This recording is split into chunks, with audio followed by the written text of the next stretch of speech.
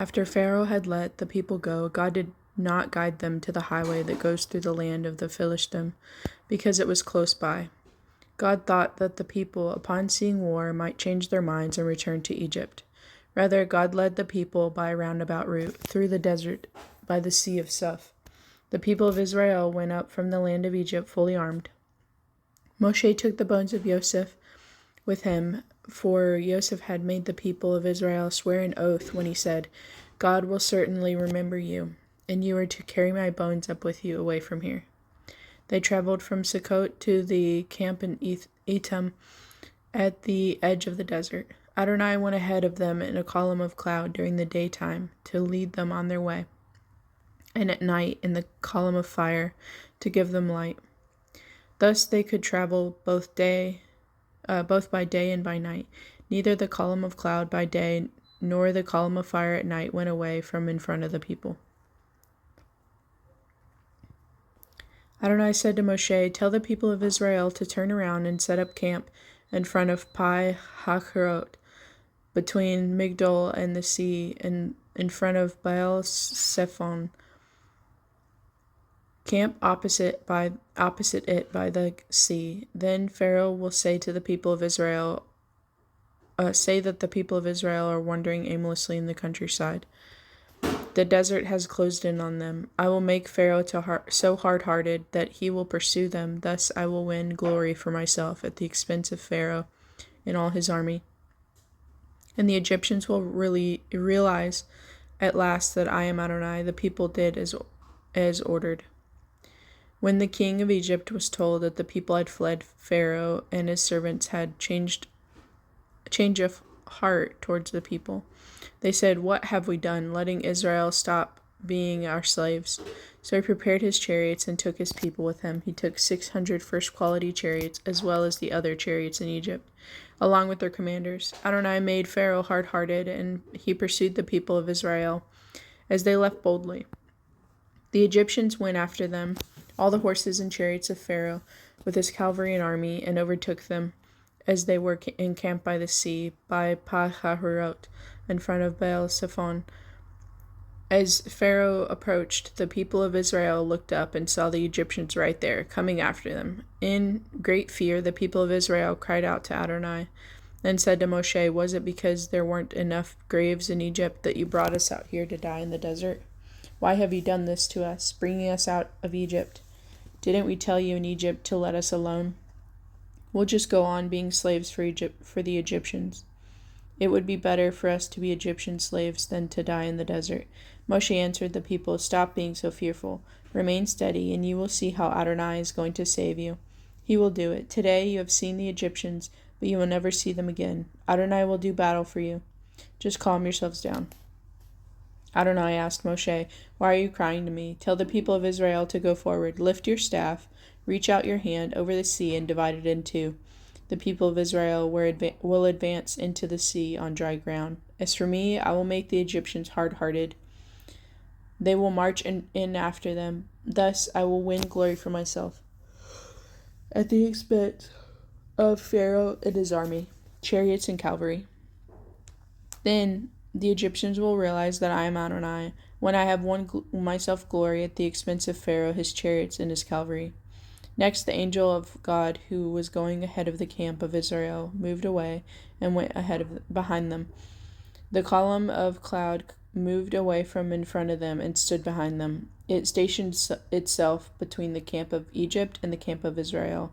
There was a cloud and darkness here, but light by night there, so that one did not come near each other all night long. Moshe reached his hand out over the sea, and Adonai caused the sea to go back before a strong east wind all night. He made the sea become dry land, and its waters were divided in two. Then the people of Israel went into the sea on the dry ground, with the water walled up for them on their right and on their left. The Egyptians continued their pursuit, going after them in the sea, all Pharaoh's horses, chariots, and cavalry. Just before dawn, Adonai looked out on the Egyptian army through the column of fire and cloud and threw them into a panic. He caused the wheels of their chariots to break off, so that they could move only with difficulty. The Egyptians said, Adonai is fighting for Israel against the Egyptians. Let's get away from them. Adonai said to Moshe, reach your hand out over the sea, and water will return. Cover the Egyptians with their chariots and cavalry. Moshe reached his hand out over the sea, and by the dawn, the sea had returned to its former depth. The Egyptians tried to flee, but Adonai swept them out into the sea. The water came back and covered all the chariots and cavalry of Pharaoh's army, who had followed them into the sea. Not even one of them was left. But the people of Israel walked on dry ground in the sea, with the water walled up for them on their right and on their left. On that day Adonai saved Israel from the Egyptians. Israel saw the Egyptians dead on the shore. When Israel saw the mighty deed that Adonai had performed against the Egyptians, the people feared Adonai, and they believed in Adonai and his servant Moshe. Then Moshe and the people of Israel sang this song to Adonai. I will sing to Adonai, for he is highly exalted. The horse and its rider he threw into the sea. Yah is my strength and my song, and he has become my salvation. This is my God, I will glorify him. My father's God, I will exalt him. Adonai is a warrior, Adonai is his name. Pharaoh's chariots and his army he hurled into the sea. His elite commanders were drowned into the sea of Suf. The deep waters covered them. They sank to the depths like a stone. Your right hand, Adonai, is sublimely powerful. Your right hand, Adonai, shatters the foe. By your great majesty, you bring down your enemies. You send out your wrath to consume them like stubble. With a blast from your nostrils, the waters piled up. The waters stood like a wall.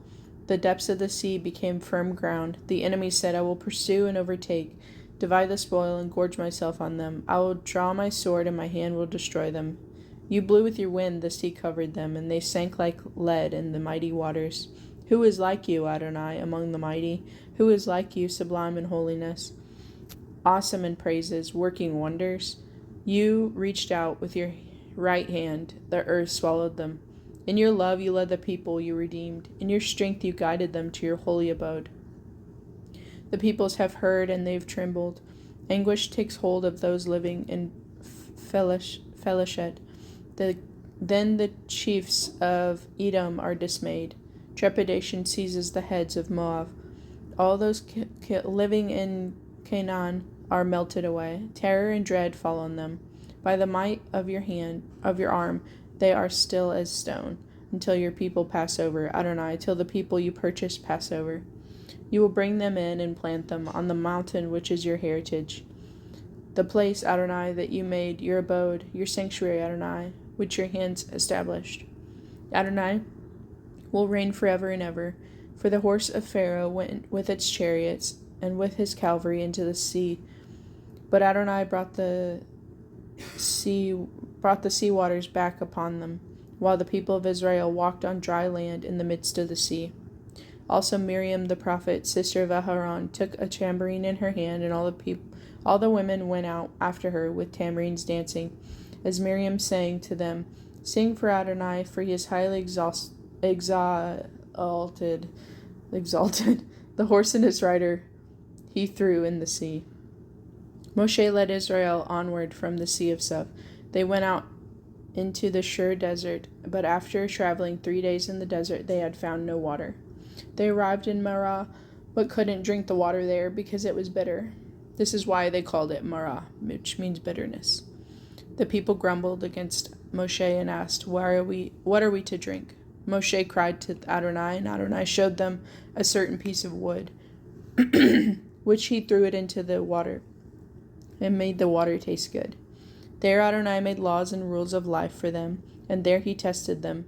He said, If you will listen intently to the voice of Adonai, your God, do what he considers right, pay attention to his mitzvot, and observe his laws, I will not afflict you with any of the diseases I brought on to the Egyptians, because I am Adonai, your healer.